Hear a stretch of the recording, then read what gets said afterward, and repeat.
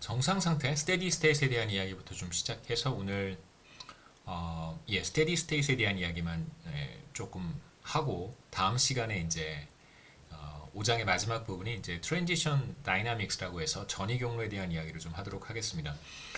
그 이번 학기 내내 이제 이런 식으로 강의가 진행이 되는 것에 대해서 제가 좀 개인적으로 좀 불만이 있어서 여러분의 불만이 아니고 개인적으로 제가 좀 불만이 있어서 한 다음 주쯤에 한번 한 14일이나 15일, 14일, 15일 강의에 뭐 14일이 될지 15일이 될지 모르겠습니다만 제가 가상 강의실에 공지를 하도록 하겠습니다. 줌 수업을 한번 할 텐데 뭐 제가 나중에 다 자세히 자세히 적겠지만 자세히 쓰겠지만 뭐 시간이 여의치 않으면 안 들어오셔도 상관없고요. 줌 수업에 뭐 참여하셨다고 해서 제가 무슨 어드밴티지를 따로 드린다든가 혹은 참여하지 않았다고 해서 페널티가 있다든가 뭐 따로 출석 체크도 하지 않고 그럼 자유롭게 우리가 그 수강생 숫자가 그렇게 많지는 않기 때문에 뭐 같이 줌 수업에 실시간으로 좀 얘기할 수 있으면 얘기하면 좋을 것 같고요. 그 다음에 이번 학기 지금까지 지금 네 번째 학기 이렇게 비대면 수업하고 있는데 이번 학기처럼 지금까지 단 한 번도 질문이 없었던 적은 처음입니다. 그래서 질문이 있는 학생들, 뭐 궁금한 점이 있는 학생들 질문하시면 좋을 것 같고, 그 다음에 뭐 중간 시험 유형이라든가 뭐 이런 것들은 크게 이전 시험하고 다르지 않기 때문에 뭐 이런 건 크게 신경 쓰실 필요는 없을 것 같고요. 시험에 대해서는 별다르게 제가 뭐 그날 뭐 다음 주 목요일이나 금요일 가기 때 딱히 뭐 이렇게 커멘트 할 거는 없을 것 같아요. 시험 범위는 뭐 당연히 시험 보기 직전 시간까지 커버한 내용이 될 거고, 시험은 당연히 온라인으로 진행하겠습니다. 학교 방침은 대면 수업의 경우에 한해서만 대면 시험을 중간 시험이 대면 시험이 될 수 있어요. 그 대면 시험을 허용해 주겠다는 것입니다. 그래서 우리는 대면 강의가 아니기 때문에 중간 시험을 대면 시험으로 볼 수는 없습니다. 네, 참고해 주시고 오늘 스테디 스테이트에 대한 이야기를 좀 할 텐데 제가 왜 이제 이런 말씀을 드렸냐면 오늘 제가 학교에 뭐 자주 학교에 가는데요. 거의 뭐 매일 학교에 가는데 학교에서 경작고 학생을 만났는데 학생은 저를 당연히 알아보겠죠. 마스크를 끼고 있어도 저를 당연히 알아봤는데 제가 학생을 못 알아본 거예요. 그게 굉장히 좀 뭐 간단하게 뭐 얘기하고 이제 헤어졌는데 제가 굉장히 기분이 안 좋더라고요. 여러분이야 이제 저를 알아볼 수 있겠죠. 머리도 희끗희끗하고 그러니까 대충 알아볼 수 있는데 그 제가 학생을 이제 알아보지 못했다는 것에 대한 좀 제가 좀 못마땅했어요 개인적으로. 그래서 한번 뭐 이번 학기 말까지 많이는 하지는 않겠습니다. 그 여러분 다른 나름의 계획이 다 있을 텐데 이번 학기 뭐 리퀘어먼트도 아니고요. 줌 수업에 뭐 반드시 들어와야 될 필요도 없고 뭐 제가 여러분들한테 말씀드렸듯이 뭐 페널티를 준다든가 혹은 뭐 어드밴티지를 준다든가 페이버를 준다든가 뭐 이런 일은 없습니다. 그렇기 때문에 가능한 학생들 그 다음에 뭐 같이 좀 뭐 그냥 영어로 뭐 행잉 아웃 할 수 있는 뭐 그런 시간이 됐으면 좋겠고요. 스테디 스테이트 경제 내 모든 변수들이 일정한 값을 갖는 상태고요. 그 다음에 어떤 변수도 우리가 지금 생각하는 변수가 여러 가지가 있겠죠. 1인당 자본 스탁, 1인당 GDP, 그 다음에 투자, 그 다음에 감가상각 이런 변수들이 증가하거나 감소하지 않는 상태, 그런 상태를 스테디 스테이트라고 부릅니다. 그래서 지난 시간에 간단하게 스테디 스테이트에서의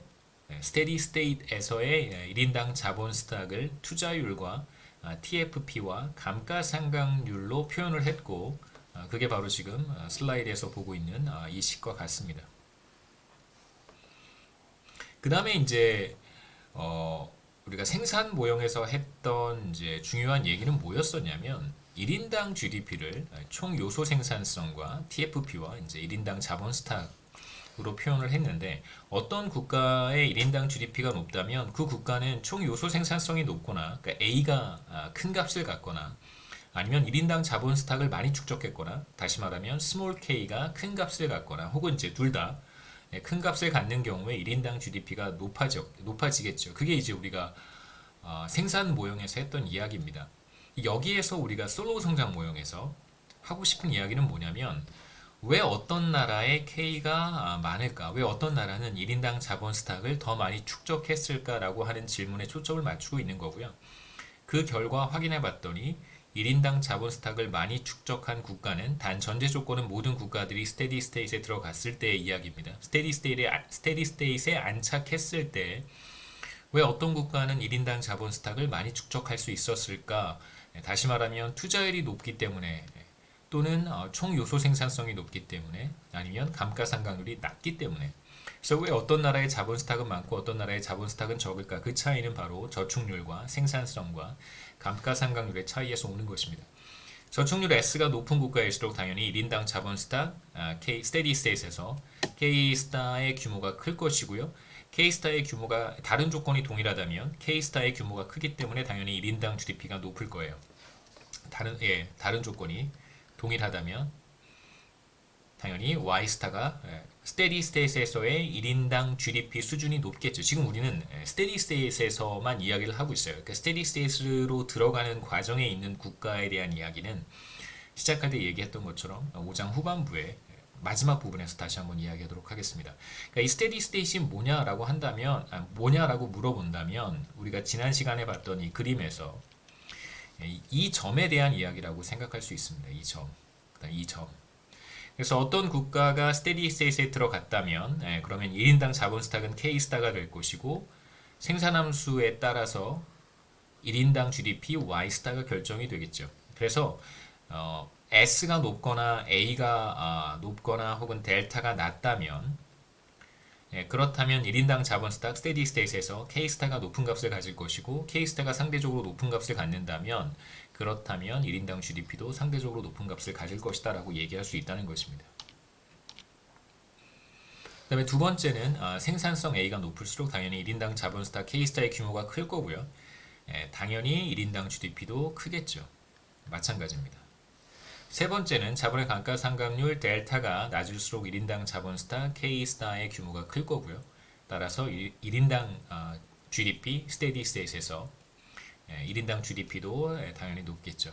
그래서 만일 모든 나라들이 정상 상태에 들어갔다면 스테디 스테이트에 안착했다면 어떤 나라가 더 많은 자본 스탁을 보유한 이유는 바로 S가 높거나 A가 높거나 아니면 델타가 작거나 이 세 가지가 복합적으로 작용해서 이제 그렇다는 것이죠. 그래서 솔로 성장 모형에서 지금 우리가 무슨 얘기를 하고 있는 거냐면 뭐 조금 이따가 다시 한번 정리하겠습니다만 솔로 성장 모형의 여러 가지 메시지 중에 하나가 뭐냐면 1인당 자본 스탁이 어떻게 결정이 되는가를 사실상 분해한 것이다 라고 얘기할 수 있습니다. 그래서 어떤 국가의 1인당 자본 스탁이 스테디 스테이트에서 어떻게 결정이 되는가 투자율, 저축률, TFP, 감가상각률에 의해서 결정이 된다라는 것이죠. 그 다음에 이제 스테디 스테이트에서의 1인당 GDP는 어떻게 우리가 표현할 수 있을까? 한번 보시죠. 우리가 스테디 스테이트에서의 1인당 자본 스탁을 어떻게 죄송합니다. 어떻게 이제 표현할 수 있었냐면 이제 이렇게 표현할 수 있었습니다. K는 K스타죠. K스타는 투자율, 그 다음에 TFP, 감가상각률에 이렇게 표현했었고요. 생산함수는 이제 이렇게 표현할 수 있겠죠. 스테디 스테이트에서 이렇게 쓸 수 있습니다. 그래서 이게 좀 헷갈릴 수 있을 텐데 다시 한번 제가 적어보죠. 생산함수는 이렇게 표현할 수 있습니다. 생산함수는 이제 y는 a의 k의 3분의 1승인데 생산함수라고 하는 것은 혹시라도 조금 개념이 헷갈릴 수 있으니까 1인당 자본 스탁이 K로 주어지면 1인당 GDP는 어떻게 되는가? 이때 이제 TFP를 나타내는 A의 값이 주어져 있을 때 K가 일정한 값을 가지면 1인당 GDP는 어떻게 되는가를 보여주는 이제 일종의 관계식이라고 할 수 있습니다. 생산함수고요. 그러면 어떤 국가의 투자율과 그 다음에 총 요소 생산성과 depreciation rate이 주어져 있다면 그러면 이제 우리는 그 국가의 steady state 캐피탈 스탁을 쉽게 찾을 수 있고 이러한 방식으로 이 국가의 스테디 스테이트 캐피탈 스탁을 우리가 찾았다면 그러면 이 국가의 스테디 스테이트에서의 1인당 GDP도 쉽게 계산할 수 있겠죠. 이렇게 계산하는 것입니다. 생산함수에 따라서 결정될 테니까. 이렇게 해서 이제 스테디 스테이트에서의 1인당 GDP를 우리가 찾을 수 있어요.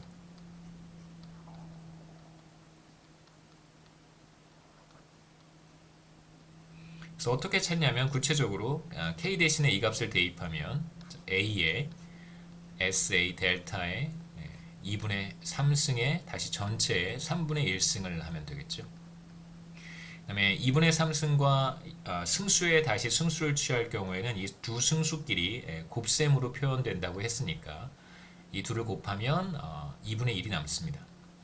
그래서 Y스타는 A 곱하기 S의 A의 델타의 2분의 1승이 되고 잘 보시면 이제 여기에도 A가 있고 여기에도 A가 있겠죠.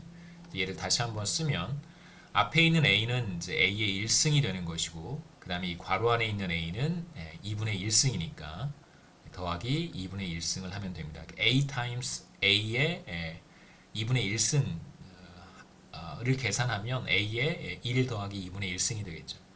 그래서 곱하기 나머지 텀들을 정리하면 S의 감가상각률에 2분의 1승만 남습니다. 그래서 A를 바깥쪽으로 2분의 1승을 달고 빼줬다고 생각하시면 되겠죠. 여기에 1승은 원래 있는 거고. 그래서 정리를 하면 스테디 스테이트에서의 1인당 GDP는 뭐와 같냐면 A의 2분의 3승 곱하기 투자율과 감가상각률의 2분의 1승 이렇게 표현할 수 있습니다. 그래서 슬라이드에서 제가 계산한 1인당 GDP 스테디 스테이트에서 이렇게 똑같이 표현할 수 있겠죠. 그래서 우리가 앞서 무슨 얘기를 했었냐면 S가 높거나 혹은 TFP가 높거나 아니면 델타가 낮다면 그러면 이제 스테디 스테이트에서의 캐피탈 스탁 1인당 캐피탈 스탁이 높아진다라고 이야기를 했고 여기에서 우리가 무슨 그 결과를 확인해 볼 수 있냐면 1인당 GDP도 똑같이 작동한다는 걸 알 수 있습니다. S가 높거나 그 다음에 A가 높거나 마찬가지로 델타가 작은 값을 갖는다면 상대적으로 어떤 국가와 비교했을 때 그러면 이 국가는 당연히 1인당 GDP가 더 높겠죠. 스테디 스테이트에서. 당연히 컨시스턴트한 결과입니다. 이제 여기서 하나 보셔야 되는 것은 A의 승수는 1.5고 S의 승수는 뭐 델타도 있습니다만 S의 승수는 이제 0.5예요. 이 승수의 차이가 나중에 꽤 중요한 의미가 있습니다. 이제 국가 간의 1인당 GDP를 비교하는 엑서사이즈로 갔을 때 제가 이 얘기를 다시 한번 하도록 하겠습니다. 그 다음에 솔로우 그로스 모델을 사용해서 몇 가지 이제 실험을 하려고 하는데 첫 번째 실험은 이제 투자율이 상승하는 경우고요. 우리가 지금 여기서 보려고 하는 두 번째 다음 슬라이드에서 이어질 텐데 두 번째는 감가상각률이 변하는 경우 감가상각률을 우리가 델타로 표현을 했습니다. 세 번째는 이제 1인당 자본 스탁이 줄어드는 경우 K가 줄어드는 경우 그 다음에 네 번째는 이제 TFP가 변하는 경우 A가 변하는 경우 각각의 경우에 대해서 대충 이제 스토리는 이렇습니다. 어떤 국가가 우리가 지금 생각하는 어떤 국가가 스테디 스테이트 상태에 들어가 있어요. 그러면 1인당 자본 스탁도 변하지 않고 1인당 GDP도 변하지 않고 다른 어떤 것들도 변하지 않습니다. 일종의 이제 정체 상태에 있는 것이죠. 뭐 괜찮습니다. 경제가 성장하지 않고 정체 상태에 있다고 가정해도 괜찮은가? 뭐 지금 한국 경제가 사실상 정체 상태에 있다고 볼 수 있는 거잖아요. 뭐 경제 성장률이 매우 미미하기 때문에 지난 2, 3년 동안 오히려 이제 작년 경제 성장률은 크게 감소했고. 그래서 여기에서 이제 첫 번째 우리가 생각하려고 하는 것은 투자율 S가 혹은 저축률 S가 상승하는 경우 지금 현재 우리가 생각하는 경제는 스테디 스테이트에 있습니다.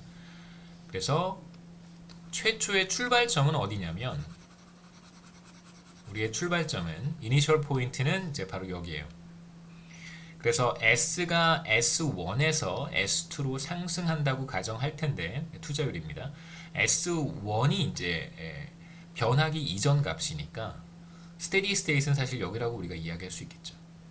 여기가 바로 우리의 출발점입니다. 그래서 경제는 최초에 이 점에 있었어요. 뭐 혹은 이 점에 있었다고 얘기해도 괜찮고 또는 뭐 이 점에 있었다고 얘기해도 괜찮습니다. 뭐 별다른 의미는 없어요. 별다른 차이도 없습니다. 그래서 투자와 감가상각이 같아지는 점이 바로 이 점이죠. 투자율이 S1일 때. 이 상태에 있었습니다. 그래서 당연히 넷 인베스트먼트는 제로니까 1인당 자본 스탁은 변하지 않고 1인당 자본 스탁이 변하지 않으니까 1인당 GDP도 변하지 않고 있었어요. 그래서 K-스타, Y-스타 이런 1인당 자본 스탁과 1인당 GDP 값을 갖고 있었는데 이 상태에서 투자율이 상승했습니다. 경제 주체들이 많은 사람들이 전보다 더 많이 저축을 하려고 한다. 소비는 줄이고 저축을 많이 하려고 한다. 뭐 이런 이제 의사결정의 변화가 나타난 것이죠. 그래서 투자율과 같은 이런 S 이런 거를 뭐라고 부르냐면 K나 Y는 우리가 변수라고 부르고요. variables라고 이야기하고 어떤 조건이 달라지면 그 값도 달라지는 것들이잖아요. variables라고 부르고 반대로 이제 S라든가 델타라든가 TFP를 나타내는 A라든가 이런 것들은 이제 보통 우리가 파라미터라고 이야기합니다. 특히나 이제 S 같은 것은 뭐 조금 더 어려운 표현으로 하면 구조적 파라미터 혹은 뭐 structural 파라미터 이렇게 부르기도 하는데요. 뭐 그냥 변수와 구분하기 위해서 경제 전체의 어떤 뭐랄까요? 그 외부적인 요인에 의해서 변하는 것이 아니라 외부적인 요인의 변화에 따라서 반응하는 것이 아니라 어떤 외부적인 요인 자체를 나타내는 그런 값들이다, 그런 것들이다, 문자들이다 이렇게 생각하시면 도움이 될 것 같고요. 이걸 이제 파라미터라고 부릅니다. 지금 투자율이 상승하는 경우에요. 보시면 이건 생산함수고 그 다음에 우리가 세 개의 곡선을 이용해서 솔로우 성장 모형을 표현을 했는데 그 다음에 두 번째가 투자 곡선이고 세 번째가 감가상각인데 여기에 투자율이 나타나는 곡선은 투자 곡선밖에 없습니다. 그러니까 투자율이 변한다면 당연히 감가상각이라든가 생산함수는 변하지 않을 것이고 투자 곡선만 반응하겠죠. 근데 S가 상승했으니까 투자 곡선은 이렇게 위쪽으로 이동할 거예요. 그래서 투자율의 상승으로 인해서 S가 상승하면 당연히 전보다 더 많이 투자하는 거니까요. 그러니까 K스타만큼의 1인당 자본 스탁을 가지고 있었을 때 이 경제는 이만큼 투자를 하고 있었던 거예요. S가 상승하기 전에. 근데 S가 상승하게 되면 전보다 더 많이 투자하려고 하겠죠. 그래서 S가 상승하면 투자 곡선이 위쪽으로 이동합니다.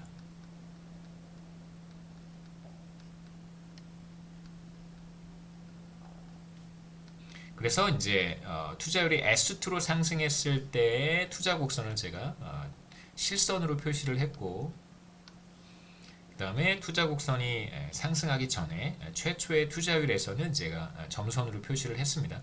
그래서 투자율이 상승하게 되면 이제 새로운 투자 곡선 이렇게 표현이 되겠죠. 자, 그러면 우리는 최초에 어느 점에 있었냐면 K스타에 있었습니다. 그래서 1인당 자본 스탁을 중심으로 이야기를 한번 해보죠. K스타만큼의 1인당 자본 스탁을 축적하고 있었는데 이제 투자율이 상승하게 되면 어떠한 변화가 나타나냐면 K스타에서의 투자는 이만큼인데 감가상각은 그거보다 적어져요. 그러니까 바로 이 K스타에서 투자율이 상승한 직후 어떤 현상이 나타나냐면 넷 인베스트먼트가 0보다 커지는 것이죠. 그래서 투자가 감가상각보다 커집니다. 넷 인베스트먼트가 0보다 커지니까 이때부터 이제 1인당 자본 스탁이 늘어나기 시작하겠죠. 이 넷 인베스트먼트만큼 1인당 자본 스탁이 늘어나게 돼요. 그래서 이만큼 순투자가 발생하게 되고 그것은 바로 1인당 자본 스탁의 증가분이 됩니다. 그래서 1인당 자본 스탁은 이만큼 늘어나겠죠. 투자율이 상승한 직후에 그 다음에 그 다음 기가 되면 넷 인베스트먼트는 전보다 좀 줄어들어서 이만큼 넷 인베스트먼트가 발생하고 그럼 다시 1인당 자본 스탁은 이만큼 더 늘어나게 됩니다. 이런 식으로 이제 계속해서 1인당 자본 스탁이 늘어나겠죠. 넷 인베스트먼트는 계속해서 0보다 클 테니까 시간이 계속 흘러가면 흘러갈수록 이 경제는 투자율이 상승한 이후에 1인당 자본 스탁이 K 더블 스타로 수렴할 거예요. 그래서 투자율이 상승한 이후에 1인당 자본 스탁은 K 스타에서 K 더블 스타로 수렴해 갑니다. 여기서 이제 한 가지 생각하셔야 되는 것은 투자율이 상승했다고 해서 즉각적으로 1인당 자본 스탁이 K 스타에서 K 더블 스타로 점프해서 바로 가는 건 아니고요. 제가 지금 말씀드렸던 것처럼 이렇게 1기 뒤에, 2기 뒤에, 3기 뒤에 이런 식으로 이제 점진적으로 우리가 지난 시간에 솔로 성장 모형에서 1인당 자본 스탁이 늘어나는 프로세스, 메커니즘 볼 때 처음에 이제 K0가 5일 때부터 출발해서 궁극적으로 K-스타인 스테디 스테이스로 수렴해 가는 과정을 이야기했던 것처럼 그러한 메커니즘이 여기에서 동일하게 작동합니다. 그래서 시차를 두고 1인당 자본 스탁은 처음에는 많이 증가하지만 점점점 그 증가 폭은 줄어들겠죠. 왜냐하면 넷 인베스트먼트가 계속해서 줄어들 테니까. 1인당 자본 스탁이 늘어나면 늘어날수록 넷 인베스트먼트는 계속해서 줄어들기 때문에 추가적으로 늘어나는 1인당 자본 스탁의 크기도 점차적으로 줄어들게 됩니다. 그 다음에 이제 두 번째는 1인당 GDP에 대한 이야기를 해야 되는데 당연히 1인당 자본 스탁이 늘어나니까 1인당 GDP도 늘어나겠죠. 그래서 투자율이 상승한 직후에는 1인당 GDP가 이만큼까지 늘어나고 그 다음에 그 다음 기가 되면 1인당 자본 스탁이 늘어났으니까 1인당 GDP도 전보다 더 많이 늘어나게 되겠죠. 이런 식으로 1인당 GDP도 처음에는 많이 늘어났다가 처음에는 여기에서 이렇게 늘어났다가 그 다음에 조금 더 늘어나고 조금 더 늘어나고 이런 식으로 가겠죠. 1인당 GDP도 비슷한 패턴을 따를 것입니다. 시간에 따라서 그림으로 그려본다면 그래서 이 결과를 정리한 것이 다음 그림을 보기 전에 그래서 투자율이 상승하게 되면 새로운 스테디 스테이트로 들어가게 되는데 그 새로운 스테디 스테이트를 제가 K 더블 스타와 Y 더블 스타로 표시를 했습니다. 그래서 이게 바로 새로운 스테디 스테이트 되겠죠. 투자율이 상승한 이후에 새로운 스테디 스테이트는 바로 K 더블 스타, Y 더블 스타가 돼요. 그래서 K 더블 스타를 보시면 이 K 더블 스타에 들어갔을 때 이제 더 이상 1인당 자본 스탁이 변하지 않겠죠. 투자율이 S2로 상승했으니까. 그래서 시간에 따른 주요 변수들의 변화를 우리가 생각해 볼 수 있는데 자본 스탁에 대한 이야기보다는 1인당 GDP를 중심으로 얘기하는 것이 훨씬 더 좋습니다. 보통 이제 그렇게 많이 하니까요. 거시경제학에서는. 우리가 지금 보고 있는 이 그림은 23페이지의 그림을 우리가 충격 반응 함수라는 이름으로 부릅니다. 충격 반응 함수.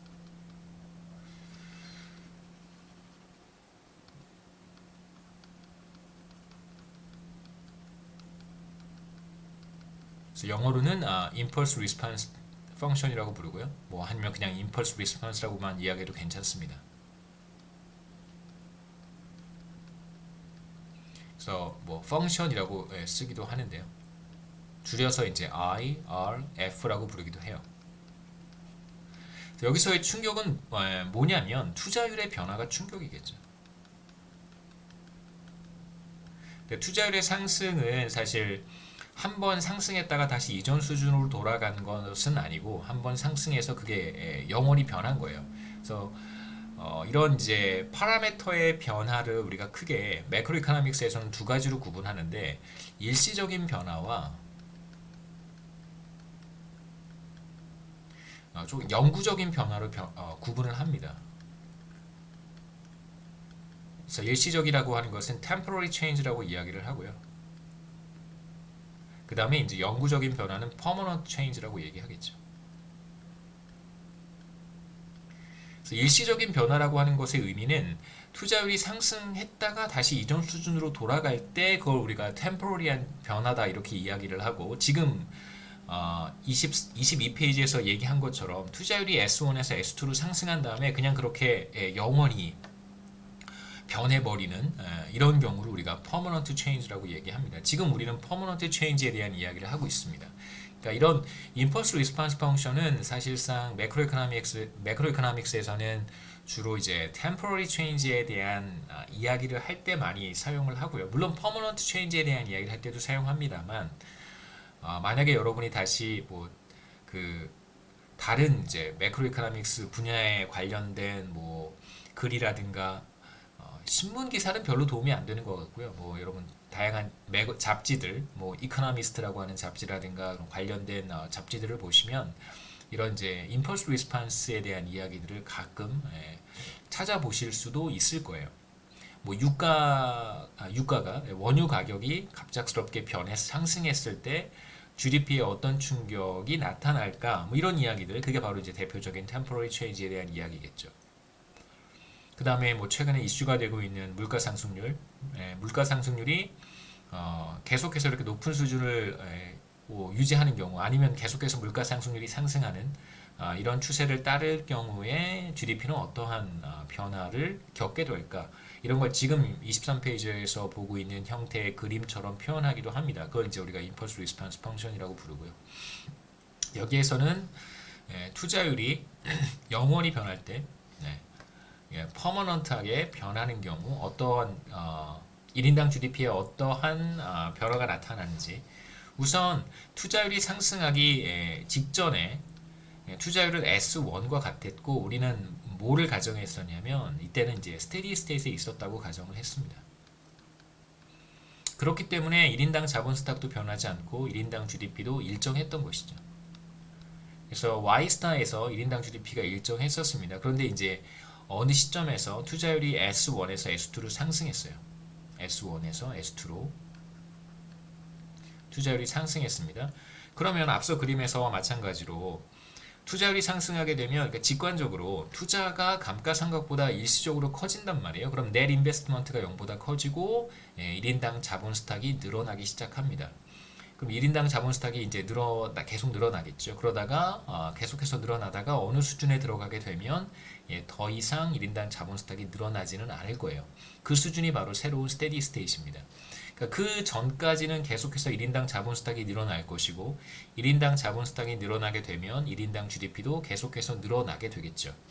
그래서 뭐 조금 전에 잠깐 얘기했던 것처럼 투자율이 상승하게 되면 직후에는 1인당 자본 스탁이 비교적 크게 늘어나요. 그런 다음에 점차 증가 폭이 둔화됩니다. 마찬가지로 1인당 GDP도 비슷한 패턴을 따르겠죠. 투자율이 상승한 직후에는 비교적 많이 1인당 GDP가 늘어나고, 왜냐하면 1인당 자본 스탁이 처음에 많이 늘어나기 때문에 그런 것이죠. 그 다음에 1인당 자본 스탁이 조금씩 더디게 증가하면서 1인당 GDP도 이렇게 더디게 증가하는 것이죠. 증가폭이 조금씩 줄어들어서 시간이 충분히 흐르게 되면 새로운 스테디 스테이트인 Y스타, Y 더블스타로 수렴하게 됩니다. 그래서 이런 1인당 GDP의 변화 패턴을 우리가 생각해 볼 수 있고, 두 번째 엑서사이즈는 이제 감가상각률이 상승하는 경우인데요. 마찬가지로 감가상각률이 델타 1에서 델타 2로 상승하는 경우를 생각해 보겠습니다. 당연히 델타 2가 더 큰 값이고요. 델타 1에서 델타 2로 상승하기 전에는 우리가 생각하는 경제는, 이코노미는 스테디 스테이트 상태에 있었습니다. 따라서 델타 1의 감가상각률 수준에서는 경제 전체의 1인당 자본 스탁 수준은 K스타와 같았던 거예요. 그래서 이 점에 있었다 이렇게 얘기할 수 있습니다. 아니면 뭐 이 점에 있었다 이렇게 얘기해도 괜찮고요. 자, 이런 상태에서 감가상각률 델타가 상승한다면 어떠한 변화가 나타날까? 세 가지 곡선을 이렇게 들여다보면 생산함수에도 델타가 나타나지 않고 투자 곡선에도 델타는 나타나지 않습니다. 어디에만 델타가 나타나냐면 감가상각에만 델타가 나타나는데, 델타의 상승은 이 감가상각 곡선이 사실은 직선이죠. 감가상각 직선이, 제가 좀 어감이 어색해서 하여튼 감가상각을 보여주는 곡선이 기울기가 더 가팔라지는 거예요. 델타가 상승했다는 것은 기울기가 더 가팔라졌다는 것입니다.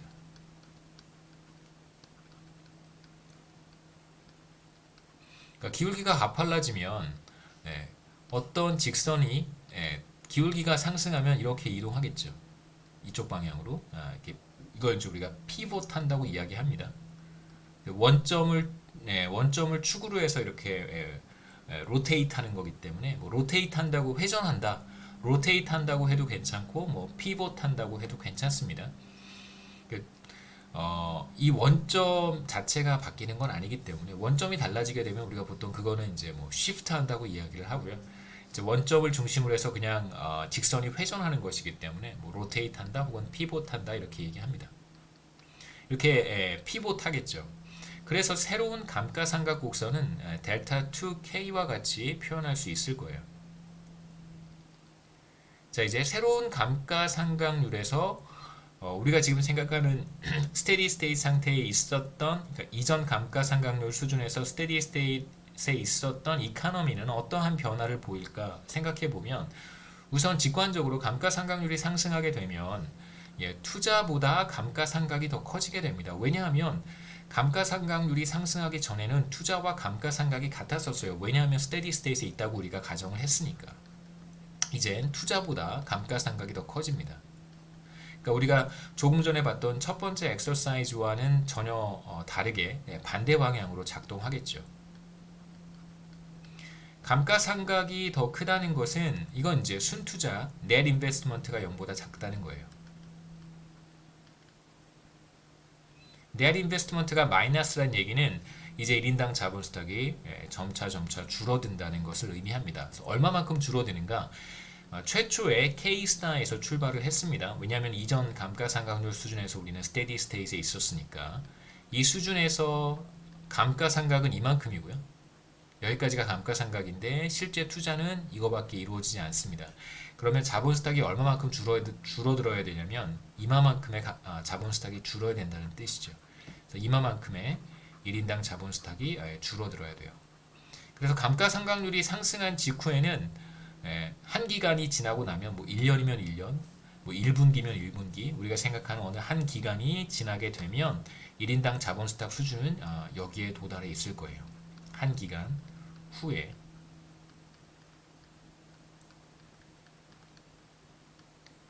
감가상각률이 상승한 이후 한 기간 후에 1인당 자본 스탁은 K스타에서 뭐랄까요? 하여튼 여기 이 수준으로 1인당 자본 스탁은 하락하게 됩니다.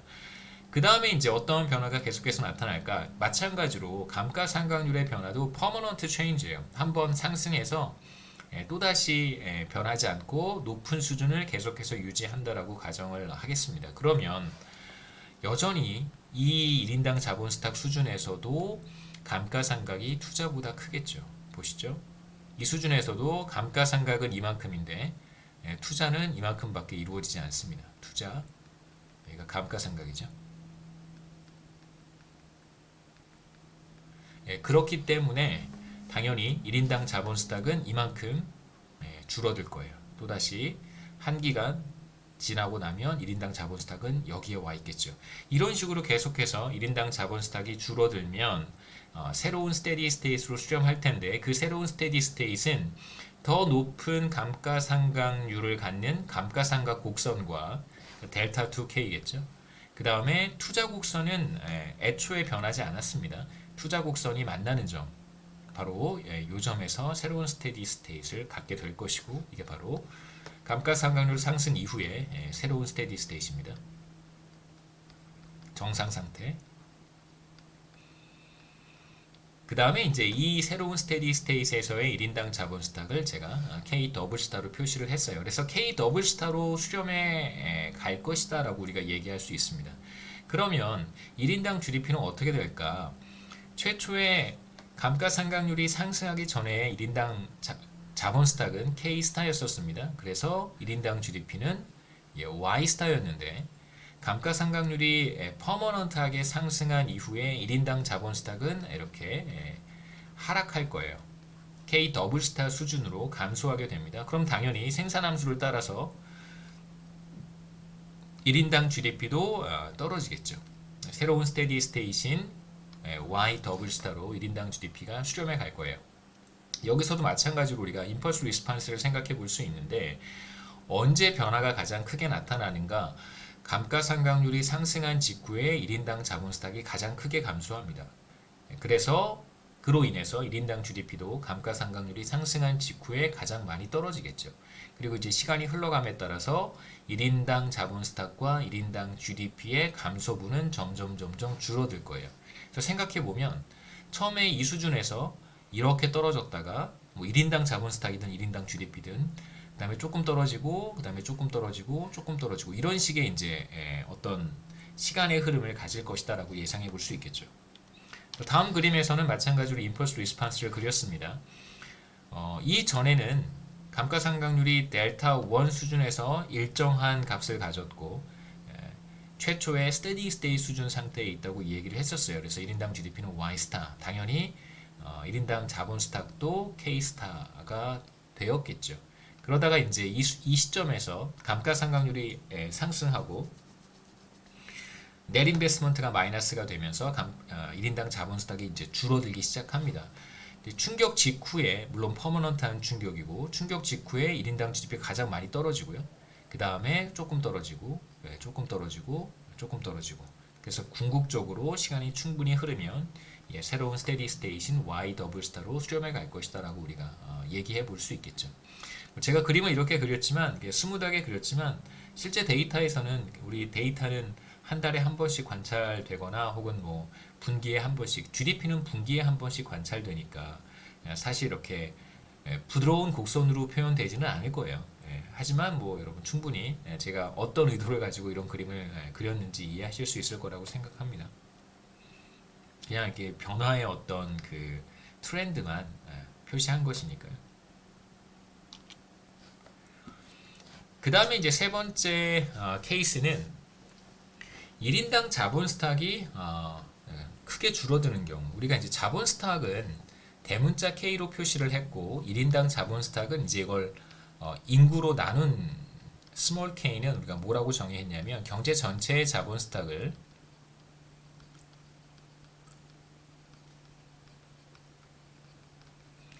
인구로 나눈 것이라고 정의를 했습니다. 혹은 뭐 모든 사람들이 일을 한다고 한다면 이건 레이버 포스가 되겠죠. 또는 레이버 포스. 인구와 레이버 포스가 같다는 뜻이 아닙니다.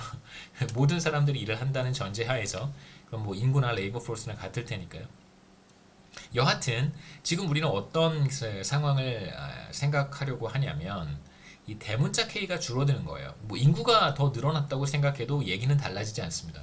이민자들이 유입이 돼서 뭐 제가 예전 시험 문제에 그런 걸 물어보기도 했는데요. 이민자들이 갑작스럽게 이렇게 막 유입이 됐습니다. 경제 전체의 자본 스탁은 일정한 상태에서 스테디 스테이트 상태에서 갑작스럽게 이제 인구가 유입이 된다면 그렇다면 1인당 자본 스탁엔 어떤 변화가 나타날까? 당연히 줄어들겠죠. 인구가 갑작스럽게 늘어나면 K는 당연히 줄어들게 됩니다. 지금 여기에서는 정반대로 1인당 자본 스탁은 일정했었어요. 스테디 스테이트 수준에서. 그런 상태에서 뭐 전쟁이 발생한다든가 뭐 국소적으로 어느 지역에 분쟁이 발생한다든가 뭐 한국의 경우에는 이제 그럴 가능성이 굉장히 적지만 다른 나라 같은 경우에는 뭐 아프리카 같은 경우만 해도 굉장히 많은 내전을 겪고 있는 나라들이 굉장히 많습니다. 유럽 같은 경우에도 그렇죠. 뭐 동유럽이라든가 이쪽 지역에서는 뭐 우크라이나죠. 유크레인 이런 지역에서는 계속해서 이제 국지적으로 뭐 중동 지역 이런 데 말할 것도 없고요. 뭐 여러분 다 잘 아실 거라고 생각합니다. 그래서 경제 전체의 자본 스탁, 뭐 특히 발전소가 파괴된다든가 혹은 뭐 대규모 공장, 공업단지가 파괴되는 형태의 뭐 지진이 발생한다든가 자연재해로 인해서 대규모 뭐 공업단지가 파괴되는 경우도 우리가 생각해 볼 수 있겠죠. 그래서 경제 전체의 자본 스탁이 줄어든다면 인구는 변하지 않은 상태에서 그럼 당연히 1인당 자본 스탁은 줄어들 거예요. 여기에서 이제 다른 엑서사이즈와 구별되는 중요한 차이는 뭐냐면 앞서 우리가 첫 번째 케이스는 파라미터에 해당하는 투자율이 상승하는 경우고요. 두 번째는 파라미터에 해당하는 감가상각률이 상승하는 경우고 지금 우리가 보는 세 번째 경우는 K는 파라미터가 아니라 변수라고 제가 이야기를 했었습니다.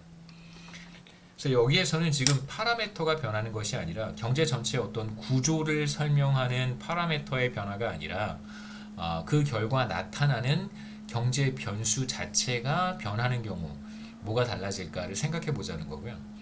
우선 그 세 가지 곡선, 솔로우 성장 모형을 묘사하는 세 가지 곡선 가운데 생산함수도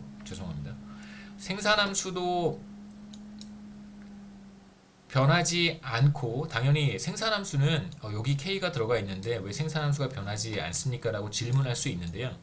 이 생산함수라고 하는 건 K와 Y 사이의 관계를 보여주는 거예요. 그러니까 K는 어느 값이든 가질 수 있습니다. K의 값에 따라서 Y가 어떤 값을 갖는지를 보여주는 일종의 관계식이기 때문에 이것과 관련이 없고요. 그 다음에 델타 K도 마찬가지죠. K가 얼마만큼의 값을 갖느냐에 따라서 감가상각이 얼마만큼 발생하는가를 보여주는 일종의 관계식이어서 이것도 변하지 않고요. 그 다음에 투자 곡선 마찬가지입니다. 그 세 개의 곡선이 다 변하지 않아요. 우선 우리는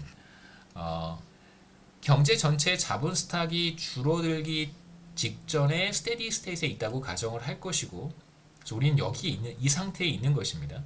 그래서 투자와 감가상각이 같았던 거예요. 그래서 K스타만큼 1인당 자본 스탁을 보유하고 있었는데 갑작스럽게 뭐 지진이 발생한다든가 자연재해 혹은 뭐 전쟁으로 인해서 내전으로 인해서 경제 전체의 자본 스탁이 줄어들 수 있습니다. 그러면 대문자 K가 줄어들어서 스몰 k가 줄어들겠죠. 그래서 이 K스타 수준에 있던 우리가 생각하는 어떤 경제의 1인당 자본 스탁이 이렇게 K로 줄어드는 경우를 생각해 보겠습니다. 그래서 1인당 자본 스탁이 K스타에서 K로 감소하는 경우예요.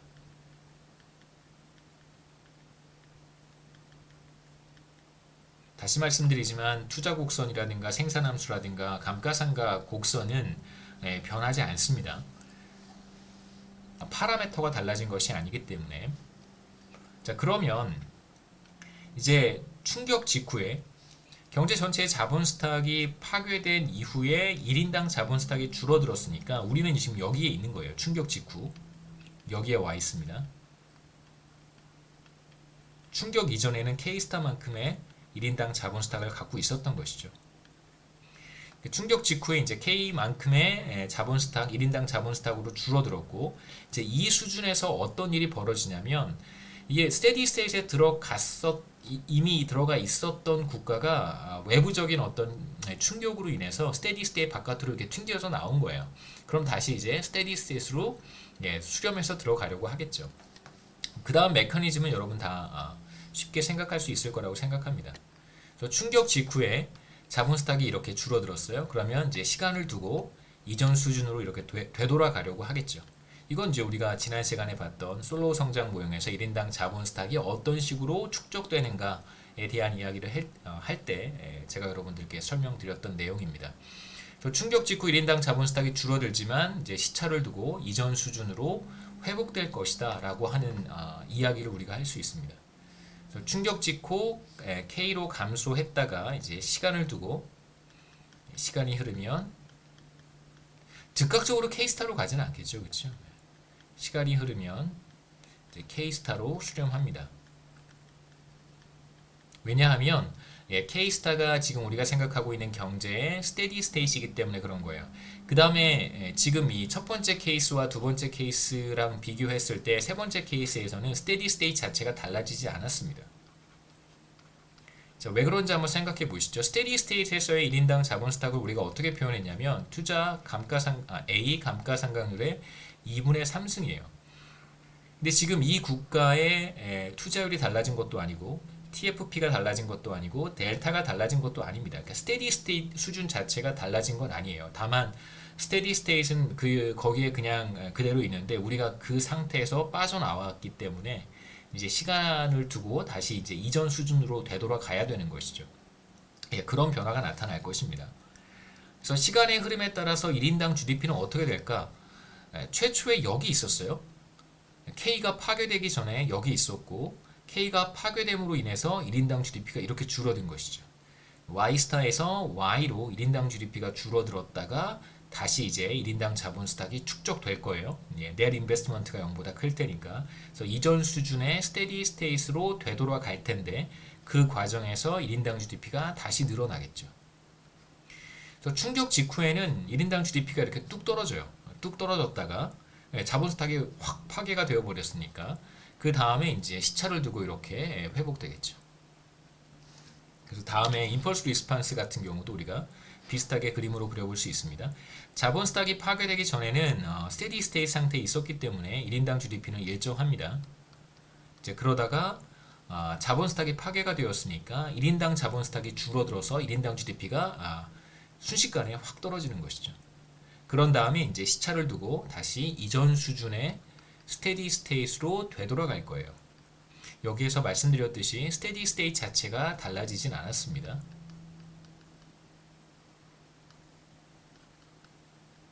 시차를 두고 이렇게 시간을 두고 이렇게 이전 수준으로 회복해 갈 것이다 라고 하는 이야기를 우리가 세 번째 이그젬플에서 할 수 있고요. 그 다음에 이제 네 번째 케이스는 조금 복잡하긴 할 텐데 뭐 기본적으로 뭐랄까요? 네, 결과 자체가 크게 달라지진 않기 때문에 다만 어느 곡선이 이동하는지를 조금 생각해 볼 필요는 있습니다. 네 번째는 생산성의 증가, TFPA가 변화할 때 어떤 일이 벌어질까? TFPA는 모두 두 개의 곡선에 나타납니다. 보시면 생산함수에도 A가 있고요. 그 다음에 생산함수에 A가 있으니까 당연히 투자 곡선에도 A가 있겠죠. 여기에도 A가 있습니다. 그래서 최초에 A가 변하기 전에 스테디 스테이트는 우리가 어렵지 않게 찾을 수 있어요. 바로 요 점이죠. 혹은 뭐 요점이라고 표현해도 괜찮습니다. 요점이라고 표현해도 괜찮고요. 스테디 스테이트 1인당 자본 스탁이 K스타예요. 이 수준에 있었어요. 그러다가 갑작스럽게 A가 늘어났습니다. TFP가 늘어난 것이죠. 경제 전체의 생산성이 향상됐어요. 뭐 여러 가지 뭐 플랫폼 경제일 수도 있고 혹은 뭐 새로운 기술이 도입이 되었을 수도 있고 뭐 다양한 가능성을 우리가 생각해 볼 수 있습니다. 획기적인 뭐 코로나 백신을 우리가 개발했을 수도 있고요. 뭐 치료제를 우리가 개발했을 수도 있습니다. 뭐 완치가 가능한 그런 이제 코로나 치료제를 우리가 개발했을 수도 있겠죠. 그런 형태의 이제 TFP 증가를 생각해 볼 수 있어요. 그러면 우선 TFP의 증가는 생산함수를 이동시키게 되고 그 다음에 그에 따라서 투자 곡선도 이동하게 됩니다. 그래서 TFP의 증가는 생산함수에서 이제 A의 변화로 인해서 생산함수가 이동하는 거고요. 그 다음에 당연히 생산한 것 중에 일부를 투자를 하는데 투자율이 일정하다고 하더라도 생산량이 증가한 거란 말이에요. TFP 증가로 인해서.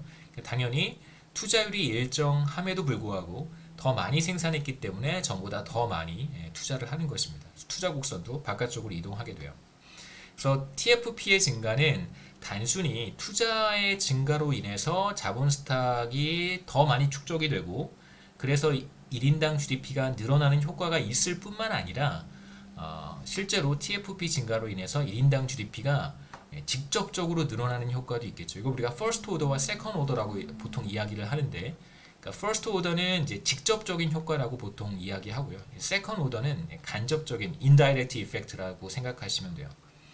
그러니까 A의 first order effect는 뭐냐면 A가 늘어나면 즉각적으로 Y가 늘어나겠죠. TFP가 늘어나면 생산함수가 바깥쪽으로 이동하니까 똑같은 자본 스탁을 가지고 있을 때 K가 일정할 때 더 많은 GDP를 우리가 만들어낼 수 있습니다. 더 많은 산출량을 우리가 만들어낼 수 있고요. 세컨 오더는 뭐냐면 세컨 오더는 TFP의 증가로 인해서 전보다 더 많은 1인당 자본 스탁을 축적할 수 있게 되는 거예요. 그렇게 되면 K가 늘어났으니까 A는 당연히 늘어났는데 그 효과는 지금 이야기했고요. first order로. second order는 K가 늘어나서 그로 인해서 Y가 늘어나는 효과. 이게 바로 second order effect라고 할 수 있습니다. 그러니까 TFP의 증가는 이러한 first order effect와 second order effect를 다 가지고 있어요. 직접 효과와 간접 효과 다 가지고 있습니다. 그래서 우선 이제 TFP가 늘어나게 되면 현재 이전 수준의 스테디 스테이트에서 어떤 변화가 나타나냐면 당연히 투자가 감가상각보다 더 커집니다. 감가상각 곡선은 달라질 필요가 없죠. 감가상각이에요.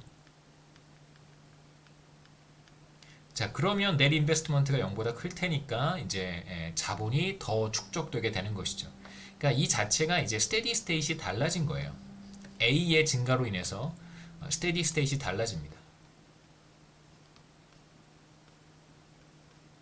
달라진 스테디 스테이트이 어떤 수준이냐면 전보다 더 높은 1인당 자본 스탁, 전보다 더 높은 1인당 GDP가 되는 거죠. 이걸 우리가 characterize 된다고 얘기를 하는데 뭐라고 할까요? 하여튼 새로운 스테디 스테이트에서는 우리가 더 높은 1인당 자본 스탁 수준을 갖게 되고 더 높은 1인당 GDP 수준을 갖게 됩니다.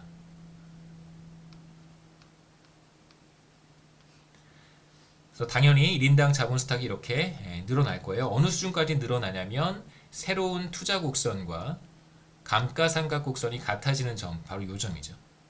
그러니까 새로운 투자 곡선이 이거고 감가상각 곡선은 달라지지 않았으니까요. 이 점에서 이제 새로운 스테디 스테이트이 달성된다는 걸 알 수 있고 우리가 생각하는 경제가 TFP가 상승한 경제가 K 더블 스타에 도달하게 되면 바로 새로운 스테디 스테이트에 들어간 것입니다. 정상 상태. 그래서 TFP의 증가는 1인당 자본 스탁을 늘린다라고 하는 걸 우리가 쉽게 알 수 있고요. 당연히 투자가 더 매력적이 되는 것이죠. 더 많이 투자할 수 있게 되는 거예요. 자, 그러면 당연히 1인당 자본 스탁이 늘어났으니까 1인당 GDP도 이전보다 더 높아지겠죠. 그런데 이제 이 효과는 말씀드렸듯이 두 가지 효과가 다 복합적으로 작용합니다. First order와 Second order 이펙트가 함께 작용해요. 보시죠. 만약에 TFP가 증가하지 않았었더라면 요점에서 최초의 스테디 스테이트는 요점이니까 요점에서 단순히 그냥 자본 축적만 나타났었더라면 그러면 생산함수가 바깥쪽으로 이동하지 않을 테니까 그러면 이제 새로운 1인당 GDP 수준은 여기에서 끝이 날 거예요. 여기서 끝이 납니다. 그런데 실제로 TFP가 늘어나서 1인당 자본 스탁이 늘어난 것이기 때문에 경제, 우리가 지금 보고 있는 이 경제가 궁극적으로 도달하게 되는 1인당 GDP 수준은 Y 더블 스타가 되고 그 점은 훨씬 더 높은 수준이에요. 그래서 어떤 메커니즘을 따라갈 것이라고 생각해 볼 수 있냐면 이 그림에서 어떤 경로를 따라갈까 생각해 보시면 TFP가 우선적으로 늘어난단 말이에요. 가장 먼저 발생하는 변화는 TFP의 증가니까 그리고 우리는 이 점에 있었습니다. 이 점에서 출발해서 TFP가 증가하게 되면 이렇게 이동하겠죠. 그래서 산출량이 늘어나게 됩니다. 1인당 GDP가 늘어나게 되고요. 그런 다음에 투자가 감가상각보다 크니까 1인당 자본 축적이 빠르게 이루어지는 거예요. 그래서 이렇게 새로운 생산함수를 따라서 새로운 스테디 스테이트인 Y 더블 스타로 수렴해 갈 것이다 라고 얘기할 수 있겠죠. 그래서 임펄스 리스판스를 우리가 한번 생각해 보면 이렇게 이 점에서 굉장히 그러니까 처음에 TFP가 상승한 이후에 1인당 GDP가 한번 크게 이렇게 점프하게 돼요. 상당히 크게 이렇게 뭐죠? 이걸 이제 도약하게 돼요. 그런 다음에 이제 자본 축적에 따라서 그러니까 사실상 이걸 엄밀하게 구분할 필요는 없지만 이 가운데 상당 부분은 사실상 TFP 증가에서 이제 기인하는 것이죠. 굳이 구분하자면 뭐 이런 거라고 할 수 있어요. 굳이 구분하자면 그러니까 이전 1인당 GDP는 이만큼이고 새로운 1인당 GDP는 Y 더블 스타 이만큼인데 과연 이 중에 얼마만큼이 TFP의 변화로 발생한 것이고 얼마만큼이 1인당 자본 스탁의 변화로 발생한 것이냐 라고 물어본다면 뭐 정확하게 얘기하기는 어렵겠습니다만 대략적으로 이렇게 얘기할 수 있어요. 이만큼이 바로 K의 증가로 인해서 나타난 1인당 GDP의 증가분이고 나머지 이만큼이 TFP 증가로 인해서 나타난 1인당 GDP의 증가분이다. 그러니까 사실상 TFP 증가가 훨씬 더 그래서 제가 first order라고 이야기를 하는 것입니다. 그러니까 뭐 직접 효과라고 하는 의미도 있지만 first order라고 했을 때는 그게 더 중요한 거예요. 훨씬 더 중요합니다. 더 많은 영향을 끼치기 때문에 그런 것이고요. 그래서 처음에 상당한 도약 립이죠. 립. 한번 이렇게 점프하고 그 다음에 이제 자본 스탁의 축적됨에 따라서 이렇게 1인당 GDP가 새로운 수준 Y 더블 스타로 수렴해 가요. 이 네 가지가 이제 우리가 생각해 볼 수 있는 파라미터의 변화라든가 어떤 외부적인 충격으로 인해서 우리가 경험하게 될 것이라고 예상되는 1인당 GDP 수준, 1인당 자본 스탁 이렇게 생각해 볼 수 있죠. 자, 이제 그 솔로우 성장 모형 스테디 스테이트에서만 우리가 이야기를 한번 해보겠습니다. 모든 국가들은 기본적으로 다 스테디 스테이트에 들어가 있어요. 한국도 스테디 스테이트에 들어가 있고 더 이상 1인당 자본 스탁도 변하지 않고 1인당 GDP도 변하지 않습니다. 그러니까 실제로는 굉장히 그 스테디하게 증가하죠. 스테디하게 증가합니다. 이건 조금 또 다른 표현이긴 한데 나중에 비슷한 개념이 나오면 그때 제가 다시 한번 말씀드리겠습니다만 대다수의 선진국들은 굉장히 스테디하게 증가해요. 스테디한 그로스를 보입니다. 그러니까 이게 뭐 연평균 2% 안팎으로 이렇게 연평균 한 2%의 경제 성장을 보이거든요. 2%만 해도 굉장히 잘하는 거예요. 선진국들은 미국 경제라든가 연 2%의 경제 성장률 정도를 보이는데 대체로 한 1%대죠.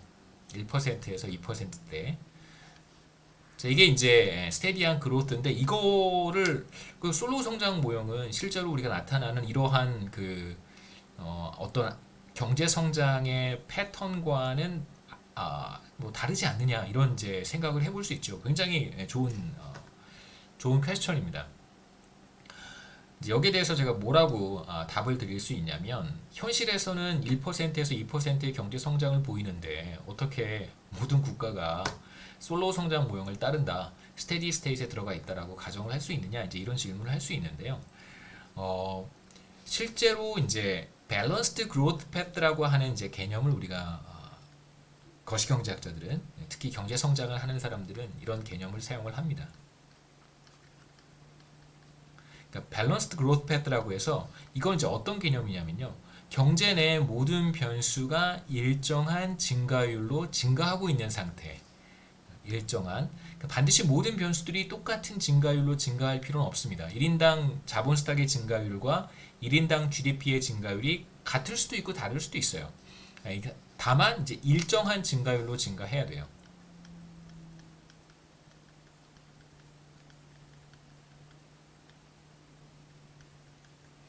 그러니까 1인당 GDP도 이렇게 계속 늘어나고 있고, 그렇죠? 1인당 자본 스탁도 이렇게 늘어나고 있어야 돼요. 물론 이렇게 뭐 반드시 평행할 필요는 없습니다. 로그로 표현했을 때 이렇게 쭉 증가하고 있는 상태를 우리가 경제 성장론에서는 밸런스드 그로스 패스 이걸 균형 성장 경로라고 번역을 해요.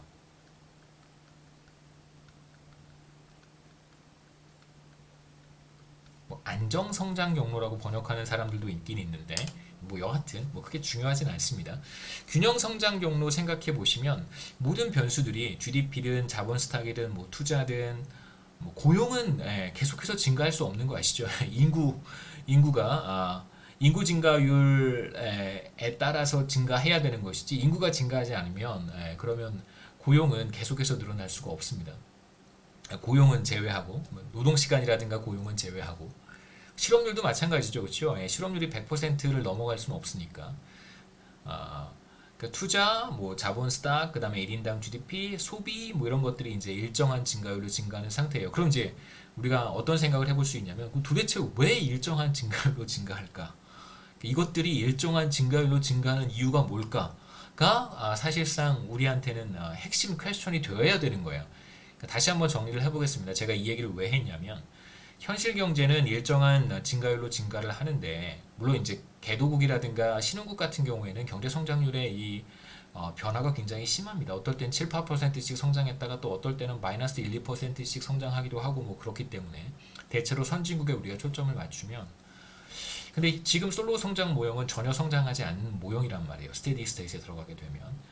그런데 우리가 어떻게 솔로 성장 모형을 현실 경제를 설명하는 모형이라고 이야기를 하고 이렇게 사용할 수 있을까? 이런 이제 퀘스천에서 출발을 했습니다. 그런데 실제로 이렇게 들여다보면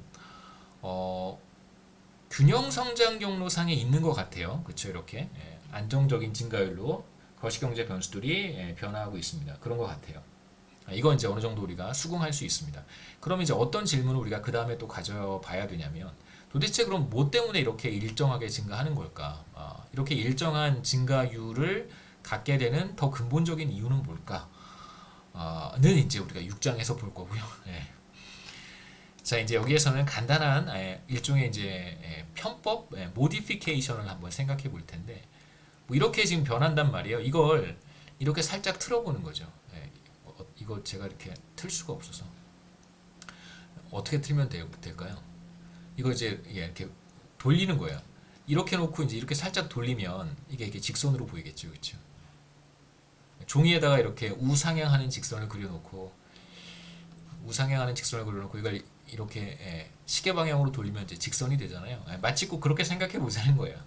그러니까 이 그 안정적인 어떤 증가율 1%, 2%의 증가율이 도대체 어디에서 온 것인지 우리는 나중에 다시 한번 보겠지만 뭐 일정하게 증가한다고 한다면 그럼 그 변수에서 1%씩 빼주면 혹은 2%씩 빼주면 일정한 값을 갖는다고도 볼 수 있는 거잖아요. 그렇죠?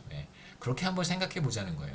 그래서 우선 이 부분이 조금 더 조금 더 뭐 제가 설명을 드렸는데 더 헷갈리면 우선 솔로 성장 모형을 현실에 대입하는 것이 그렇게 말이 안 되는 작업은 아니라고 말씀을 드릴 수 있고요.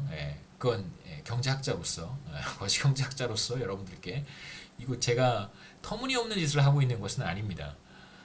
솔로 성장 모형이 비현실적이지만 우리가 이걸 현실적으로도 받아들일 수 있다라고 말씀드리고 싶어요. 그래서 우리는 이제 솔로 성장 모형이 현실을 설명할 수 있는 모형이다 라고 받아들일 수 있습니다. 받아들이시면 되고요. 첫 번째, 국가 간 종교처럼 생각하실 필요는 없는데 그래서 굉장히 많은 얘기를 해야 됩니다. 그러니까 그렇게 단순하진 않아요. 그러니까 이걸 왜 우리가 막 갖다가 사용해도 괜찮은 건가? 뭐 이제 그런 거죠. 그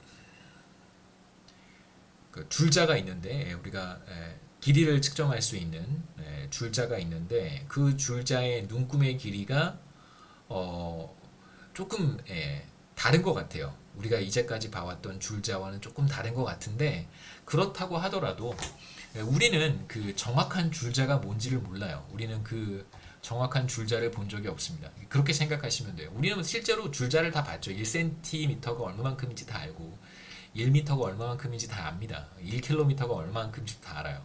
그런데 경제학에서는 그 절대적인 기준 자체를 우리가 사실 모르는 거잖아요. 뭐 과학의 법칙 같은 것들은 많이 드러나서 우리가 잘 알지만 경제학에서 특히 거시경제학에서 어떤 절대적 법칙들이 그렇게 많이 존재하진 않습니다. 경험적으로 관찰되는 것들을 우리가 일반화시켜서 이론으로 정립하는 것이기 때문에 실제로 경제 성장이 어떻게 이루어지는가에 대한 정확한 이야기를 할 수 있는 어떤 그런 매저 같은 것이 존재하진 않아요. 줄자 같은 것이 존재하지 않습니다. 그러니까 만약에 그런 정확한 매저가 존재한다면 그게 솔로 성장 모형이라는 거예요. 그래서 여러분이 솔로 성장 모형을 굉장히 좋은 하나의 매저로 받아들이시면 좋을 것 같습니다. 줄자. 우리가 이제까지 줄자를 본 적은 없는데 거시경제학의 성장에 대한 이야기를 할 수 있는 가장 좋은 줄자들이 무엇이냐, 매저가 무엇이냐라고 하면 솔로 성장 모형, 그 다음에 이제 6장에서 얘기할 라머 모형, 아이디어 모형 이런 것들이라고 할 수 있습니다. 여기에서 솔로 성장 모형을 이용해서 이 모형이 실제로 그 거시경제 현상을 잘 설명하는지 성장의 팩트들을 잘 설명하는지를 우리가 한번 확인해 봐야 되겠죠. 첫 번째는 국가 간의 자본소득 비율 혹은 뭐 캐피탈 아웃풋 레이쇼라고 부르는데 자본소득 비율이 모형에서 이야기하는 것과 현실 데이터가 비슷한지, 두 번째는 두 국가의 1인당 GDP의 비율을 잘 설명할 수 있는지 솔로 성장 모형이, 그 다음에 세 번째는 컨버전스에 대한 이야기, 우리가 처음에 했던 경제 성장과 관련된 이야기에서 했던 이제 컨버전스에 대한 이야기를 좀 해보도록 하겠습니다. 이건 후반부에 가서 5장 마지막에 가서 out of the steady state은 모든 국가들이 steady state에 들어갔을 때에 대한 이야기가 처음 두 가지고요. 그 다음에 이제 모든 국가들이 steady state에 아직 들어가지 않았을 때, 그러니까 뭐 대부분의 선진국들은 다 steady state에 들어갔다고 해도 괜찮아요. 괜찮습니다. 그런데 이제 문제는 상당히 많은 국가들이 있죠. 그렇지 않은. 그러니까 OECD에 해당하는 국가들은 우리가 대체적으로 steady state에 들어갔다고 얘기할 수 있지만 뭐 꼭 그런 것은 아니지만 대체로 이제 OECD에 들어가 있지 않은 국가들은 steady state에 들어갔다고 보기는 좀 어렵습니다. 계속해서 새로운 steady state로 이행해가는 과정에 있다라고 얘기하는 게 더 make sense 하겠죠. 그래서 우리가 개도국을 developing country라고 부르는 거잖아요. 자, 이제 첫 번째 솔로 모형으로 세상 보기라고 이제 제가 제목을 잡았는데요. 영어로는 이제 looking at the data through the lens of the solo model이고요. 솔로 모형의 렌즈를 통해서 실제 데이터를 보겠다는 거예요. 그러니까 데이터는 이렇게 주어져 있는 것입니다. 근데 이 데이터를 어떻게 볼 수 있을까?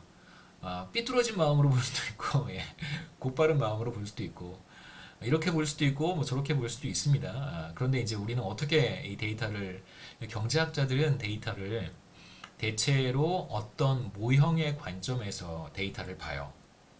그게 이제 무슨 말인지는 제가 지금부터 설명해 드리도록 하겠습니다.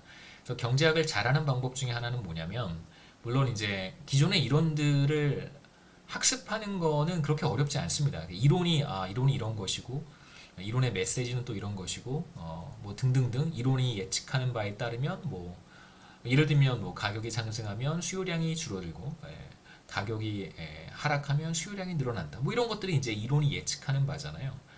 그런데 실제로도 그런가를 우리가 어떻게 확인할 수 있을까가 사실상 경제학을 굉장히 잘할 수 있는 방법이기도 합니다. 이런 것들을 잘할 수 있다면 여러분 경제학을 더 잘할 수 있을 거라고 생각합니다.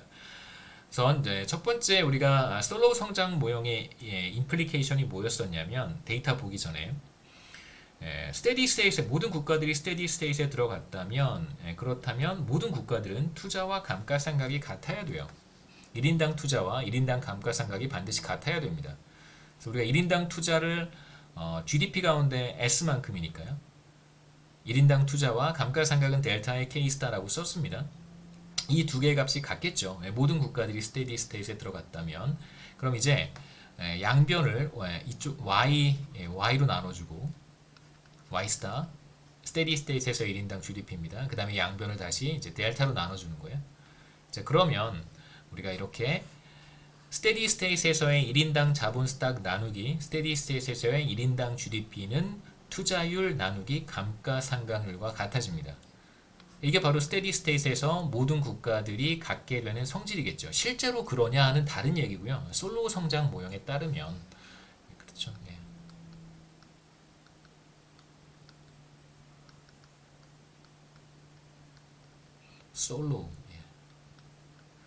솔로우 모형에 따르면 실제로 이제 이래야 되는 거예요.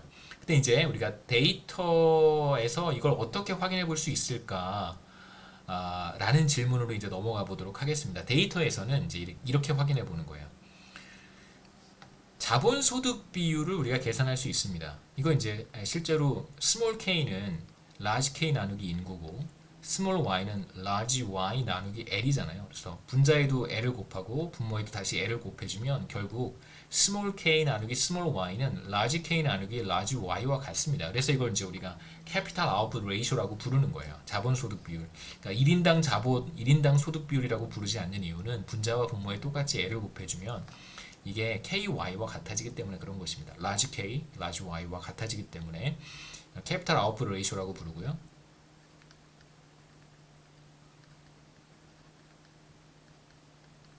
그래서 캐피탈 아웃풋 레이쇼는 뭐와 비례해야 되냐면 투자율과 비례해야 돼요. 투자율 나누기 감가상각률.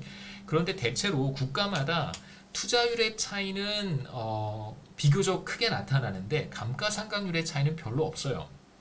물론 뭐 바닷가에 위치한 국가들 뭐 섬나라 이런 데는 이제 그 바닷바람의 영향으로 인해서 공장이라든가 여러 가지 기계, 건물 이런 것들의 그 마모가 훨씬 더 빠릅니다. 그 해변에 있으면 한국에서도 마찬가지예요.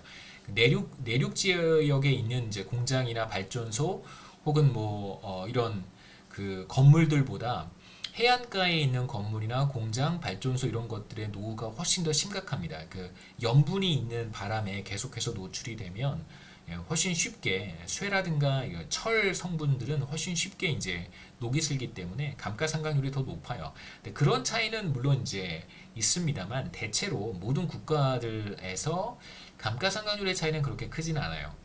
뭐 이제 여러 가지 가능성을 생각해 볼 수 있습니다만 뭐 어떤 국가에서는 뭐 약탈이라든가 파괴라든가 뭐 이런 폭력 이런 것들이 좀 만연한 그런 국가 그런 사회도 있는데 그런 데는 당연히 감가상각률이 높겠죠. 뭐 이제 그럴 가능성도 있지만 대체로 그냥 평균적으로 생각해 본다면 어떤 그 감가상각률의 차이는 물리적인 그 인위적인 어떤 감가상각률이라기보다는 정말 물리적인 감가상각률의 차이는 크다고 보기는 어렵습니다. 그래서 우리가 여기에서 생각해 볼 수 있는 것은 반드시 캐피탈 아웃풋 레이쇼가 S 나누기 델타와 같아야 된다라고 말하는 것이 아니고 캐피탈 아웃풋 레이쇼가 높은 나라에서 투자율이 높을 것이다. 이렇게 얘기할 수 있다는 거예요. 그렇게 한번 데이터를 보자는 것이죠. 이게 높은 나라가 이것도 높을 것이다. 혹은 반대로 투자율이 높은 나라가 캐피탈 아웃풋 레이쇼도 높을 것이다. 스테디 스테이트에서 그런 얘기를 한번 해볼 수 있습니다. 실제로 제가 데이터를 한번 모아봤는데요. 세로 축의 변수가 바로 2017년 기준 캐피탈 아웃풋 레이쇼고요. 경제 전체의 자본 스탁을 1인당 GDP로 나눈 값입니다. KY 레이쇼고요. 가로축의 변수가 1980년부터 2017년까지 대략 한 40년 기간 동안의 평균 투자율이에요. 평균 값입니다. 모든 국가들이 만약에 스테디 스테이트에 들어가 있다면 그렇다면 이제 우리가 확인할 수 있는 결과는 뭐냐면 KY는 S 나누기 델타와 같아야 돼요. 근데 이제 델타의 국가 간 차이는 없다라고 이제 우리가 가정할 수 있다면 대체로 가정할 수 있습니다. 그러면 S가 높은 국가에서 캐피탈 아웃풋 레이쇼가 높아야 되고 혹은 캐피탈 아웃풋 레이쇼가 높은 국가에서 S가 높아야 돼요. 이 둘은 비례 관계에 있어야 됩니다. 양의 상관관계를 가져야 돼요. 실제로도 그런가 한번 보시면 대체로 이런 관계를 갖습니다. 물론 이렇게 이런 국가들도 있고 뭐 이런 국가들도 있습니다만 대체로 이 둘 사이에는 양의 상관관계가 존재해요. 물론 정확히 표현하면 약간 이런 느낌이긴 하지만 투자율이 높은 국가일수록 캐피탈 아웃풋 레이쇼가 높고요. 캐피탈 아웃풋 레이쇼가 높은 국가일수록 평균 투자율이 높습니다. 실제로 솔로우 성장 모형이 예측하는 어떤 프리딕션을 우리가 쉽게 확인해 볼 수 있겠죠. 그래서 어느 정도 솔로우 성장 모형이 현실을 잘 설명할 수 있는 모형이다라고 우리가 얘기할 수 있습니다. 그 다음에 이제 두 번째 국가 간 소득 격차를 솔로우 성장 모형이 이제 얼마나 설명할 수 있는가에 대한 이야기인데요. 시간이 뭐 한 3분 정도 저한테 남았는데 3분 만에 이 부분을 커버할 수가 없어서 이 부분은 이제 다음 시간에 제가 이야기하도록 하겠습니다. 그래서 아마 제 생각엔 다음 시간에 솔로우 성장 모형 5장을 다 끝낼 수 있을 것 같고요. 그리고 언제 한번 줌으로 우리가 만나서 뭐 여러분 자기소개 IM 그라운드 자기소개하는 시간을 한번 가져보도록 하겠습니다.